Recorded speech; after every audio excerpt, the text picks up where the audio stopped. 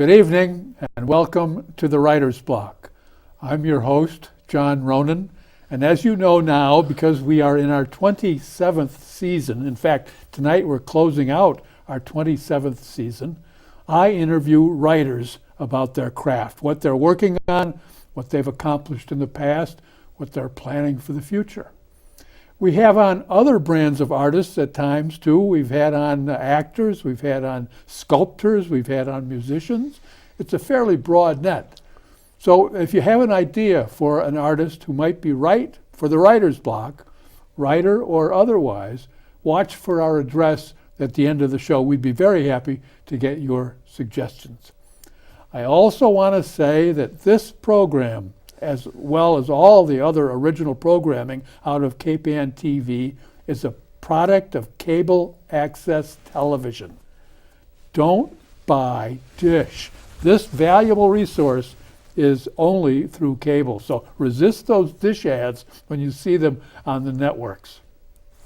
I am very happy tonight to say we do have a writer. We have a sports writer and historian by the name of Gary Larrabe. You may recognize that name because he wrote for many years, and still does occasionally, for the Salem Evening News on sports topics.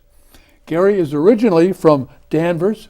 He attended Danvers High, migrated out to that football power, Ohio State, and then later came back and attended Boston University. For many years he was on the staff and he was the golf editor at the Salem Evening News up until the mid-90s. Since then he has changed over to being a historian, worked in corporate public relations, and has written some very important sports histories that we'll talk about in just a few a few minutes. Gary, welcome to the Writer's Block. Thanks for having me, John. Great to be here, and thank you for being such a forgiving host. Forgiving. After missing our first date by my error, I'm so glad that you gave me a second chance. If you knew how many times I've done that to other people, you wouldn't bother to apologize, but thank you. I accept that. I want to ask you, as I mentioned before the show, why you got into writing. Did somebody read the paper to you when you were 5, or did teachers influence you?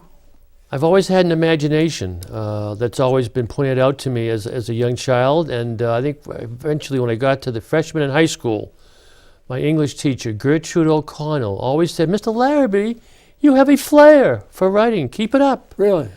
And I did keep it up, through high school, high school yearbook, and 1 year serving as a spring sports correspondent my senior year for Tony Romano in the Salem Evening News. That was my introduction to newspaper writing when I was 17. Tony gave me the chance, the late, great Tony Romano. I continued at Ohio State. I was at journalism school out there for 2 years, and I transferred back to Boston University, where I continued doing some stringing, as they use the term, at the Salem News my junior year, then at the Beverly Times my senior year, when I got a chance to do my first golf writing, and I've been writing golf ever since. I should ask when you started golfing. Yeah, well, I've been golfing since I was a little tyke, and I can't play very well, John. When did you decide not to go pro? Oh boy, at the very beginning. My brother's the golf pro. He's the player. Mark is a golf professional up at Eastman Golf Links up in New Hampshire. But it's been a joy just to be involved with golf, and that's why I've been writing golf now for 46 years. I golfed just enough to know that I was never going to golf. That was enough. You were a sports writer, and you covered many people, and you produced books based on that, and I'm glad that you brought a couple down. Can you give us a kind of a run-through on what you did as an author of books while you were working for newspapers, and then after as an historian? Well, actually, the year I finished up at the Salem News after 25 years, 1995, actually 2 years prior to that, I was asked by Salem Country Club to write their centennial history book. So that was 1993. We finished the book for their centennial year, 1995, and that was really the beginning. Even though I left the news that year in 95, went into corporate PR for a Salem Country Club member, Brian McCarthy. I didn't do another book for 4 years, Wenham Country Club in 1999. And a lot of this second career of mine, John, is based on the fact of serendipity, coincidence, the fact that I was getting into the midstream, if you will, of my writing career, and a lot of these local country clubs and also institutions such as St. John's Prep, Bishop Fenwick, the Salem 5 Cent Savings Bank were approaching or starting to prepare for anniversary years. And that led me to writing books for them, also for Beverly Hospital.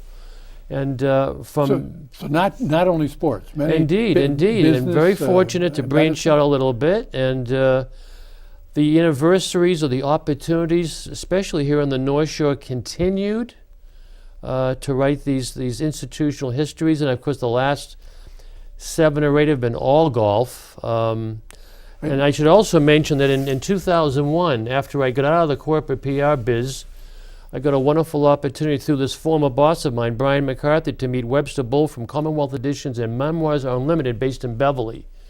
And we had a 2001 was a big year for golf on the North Shore, you may remember, because Salem Country Club was hosting the PGA. the U.S. Senior Open with Jack Senior Nichols, Arnold Palmer, Gary I Player, know there have and the been some rest. major tournaments there. Indeed. So we thought we should put this book out about the history of North Shore golf. This is The Green and Gold Coast. Would you finish the title for me? The Green and Gold Coast. The history of golf on Boston's North Shore, 1893, where it all started, Essex County Club just up the street from here in Gloucester, and to 2001. Essex Club predates the Salem Essex Club? County Club actually started in 1893, Myopia in 1894, then came Salem in 1895. But it's all about a wonderful history we have here on the North Shore, so rich in golf. And this book really launched my career into book writing. And this is 2001. 2001. Now, you mentioned that it's not on shelves right now, but it's available if people want to check out Amazon or Barnes & Noble. Amazon in to get a particular. used- Exactly, used John. copy. Yes, sir. And you might find them in a few of the local bookshops as well. The Green and the Gold Coast, the history of golf on Boston's North Shore. So that covers all the ancient and honorable clubs on the North Shore: Essex, Salem, and who am I forgetting? Myopia and many others. But of course, I'm sure you'll like the being an Illinois fellow who's come to the North Shore to become a local chap.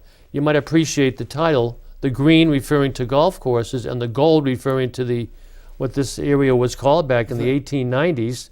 The Gold Coast of Boston, where all the rich folks from Boston I settled. live in with Magnolia, and I know Magnolia was a beautiful area. And they had, fabulous there's a lot of golf courses that came and went at the turn of the century. So very fortunate to get to put this book together with Webster Bull, and that led to another 12, 13 books I've done since. Can you name a couple of those other books? But I did mention St. John's Prep and Bishop Fenwick. And, Do you have books? I have a few more to show. Yeah. Here's the book on Beverly Hospital I did back you in did a book on- 2005. so you branched into medicine. It's not all golf, as you mentioned earlier.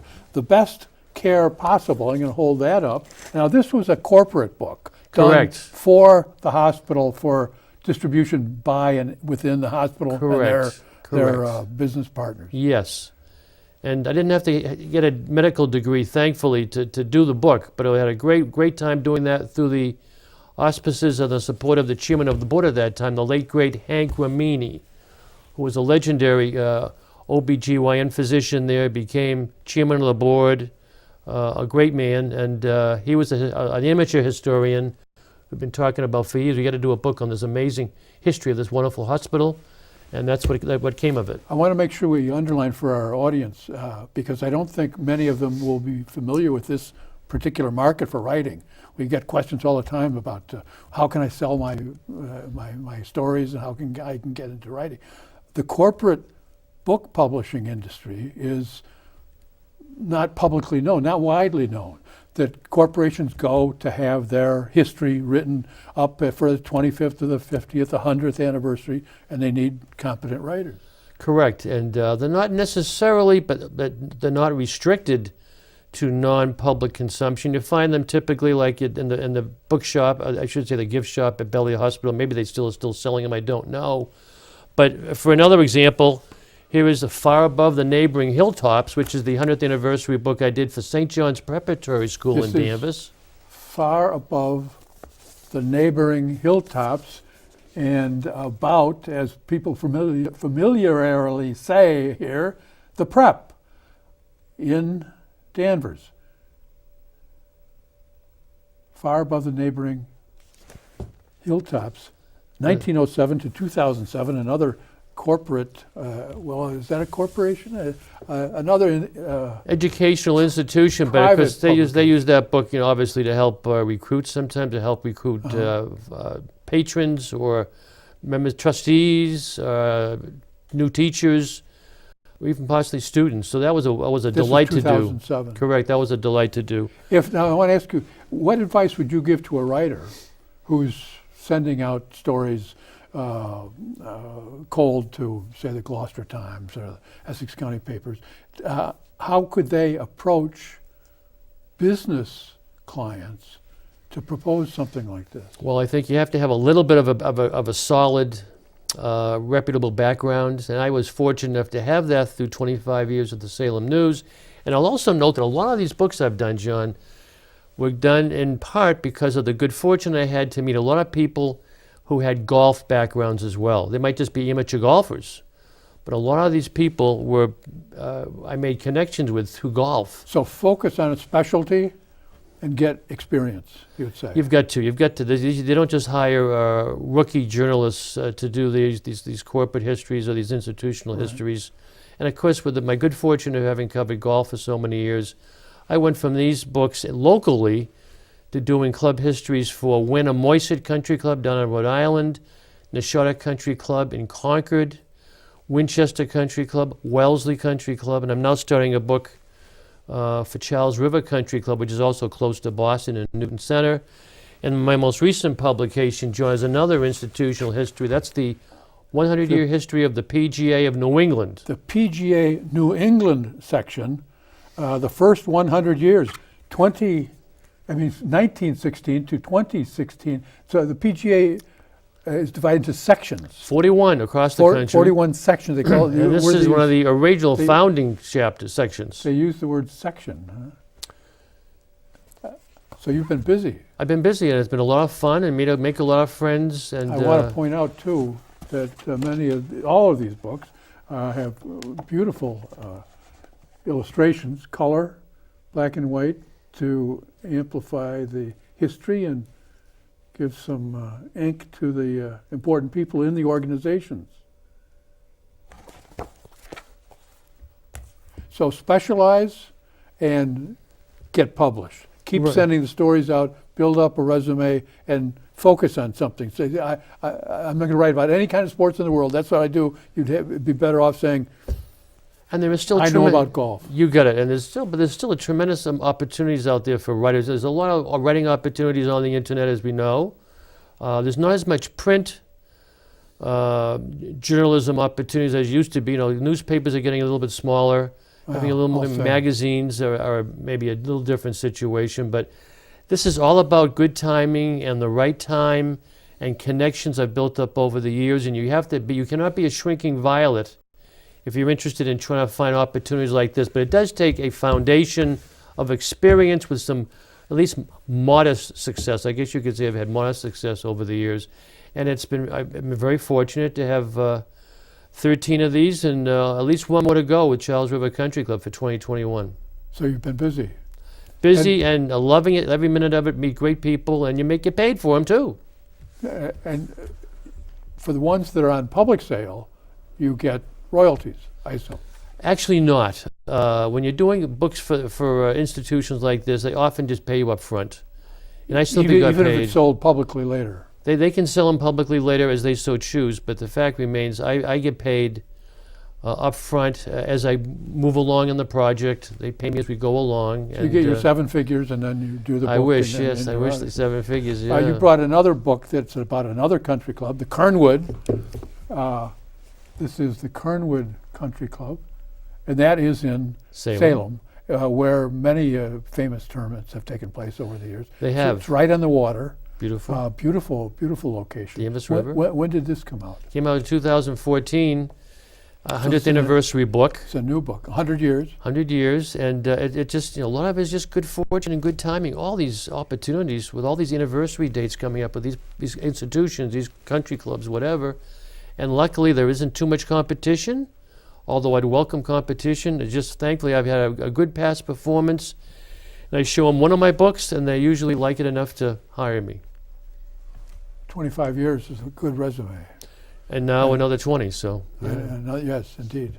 I want to make sure we have plenty of time to talk about a woman athlete who was very, very prominent in the middle 20th century, whom I've read a little bit about, and you are an expert on, Babe Didrikson, who was an athlete in many fields, but especially golf.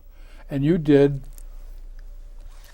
Sensation at Salem, the legendary Babe Zaharias's, Babe Didrikson Zaharias, historic 1954 U.S. Open victory. I'm going to hold this book up. This is a soft cover book, and it's about the now, I think, neglected athlete who was extremely accomplished before women started making themselves more present and getting equal time and equal pay. They're still on that struggle, but she was long before that got anywhere at all. Can you tell me about your involvement with Babe Zaharias? There was a wonderful book written about the great Francis Ouimet back in 1913. He really woke up America to the possibilities of golf in this country, and to the common man when he pulled off an amazing upset at Brookline, at the Country Club in Brookline. He won the 1913 U.S. Open, defeating in an 18-hole playoff two of the great players from across the pond, Varden and Ray. And this book by Mark Frost did a wonderful job. They called The Greatest Game Ever Played. And I gave my thought to the possibility of maybe doing something like that on a smaller scale, remembering the week that the great Babe won her greatest victory in golf. She was dying from cancer. She'd had major cancer surgery. Her surgeon had said, "Babe, I'm sorry, you'll probably never play championship golf again." And lo and behold, 2 years later, she comes to Salem, the heat of late June, early July, and she wins her third and final U.S. Women's Open by 12 strokes before huge galleries over at Salem Country Club. And it's a way we could pay tribute one more time to the Babe. This was now on the 60th anniversary of her victory, because the book came out in 2014. Babe is still considered the greatest women's athlete America has ever produced. An Olympic gold medal winner in 1932 at Los Angeles, a girl who grew up dirt poor in Beaumont, Texas. Tell us about her other athletic areas and accomplishments. She was a hurdler, and I think she was a javelin thrower at the 32 Olympics in LA. And she had never played golf yet now. She hadn't played golf, but before she left the Los Angeles area, she started to dabble in the game at the urgence of one of her advisors, if you will, and she was a natural. She had that wonderful fluid swing. She was just a great athlete, so she could pick up almost any sport, John. What was her gold medal in? I believe it was in the hurdles. So track and field. Track and field. She was amazing. Did she swim as well? I don't believe so. I don't believe she was a swimmer. No, I don't believe so. But she was exposed to golf before she even left L.A. and the Olympics. And lo and behold, if she picks it up, she plays pretty good amateur golf, women's amateur golf in Texas, because she goes home to Texas. A lot of the women don't like her because she's not prim and proper like women's golf was in America in those days, even in England as well. Still and they resented her big time because she was a little bit rough around the edges, but she was a backslapper. She loved to meet people, loved to talk. She was very confident in herself as an athlete. And now we move up to 1938, and she meets George Zaharias, a very successful professional wrestler. In those days, professional wrestling was bigger than boxing. It was almost as big as boxing. He meets her, they fall in love, they get married. He gives up his professional wrestling career just to be with her and to serve her, because he thought she had a great future in golf, and he was right. She turns pro in the mid-40s, wins all kinds of tournaments. She was about 35? That's exactly right, because she passed away at 44, I think, or 46, and 56. And she was the greatest player in the game during her 10 years of professional prominence, mid-40s to mid-50s. Sadly, though, she had come down with cancer in 52,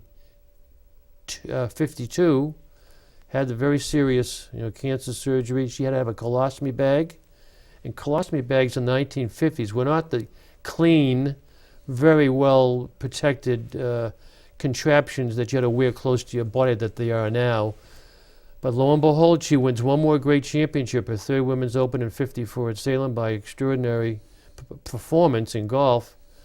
And that's about all she had to write for golf. She got sick again in '55. She'd be having symptoms almost right after she had the surgery in '53. It's a shame she wasn't born 50 years later. I know, Yeah. and she passed away in '56, but When she was 46, is that right? 44, I believe. 44.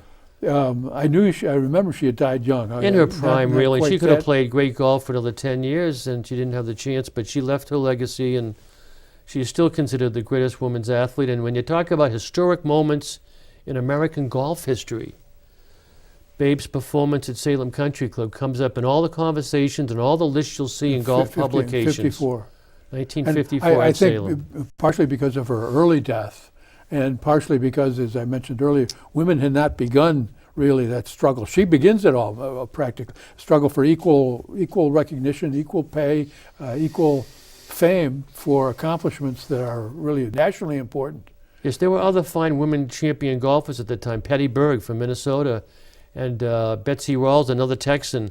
But no one had a personality. No one had an outgoing demeanor like the Babe.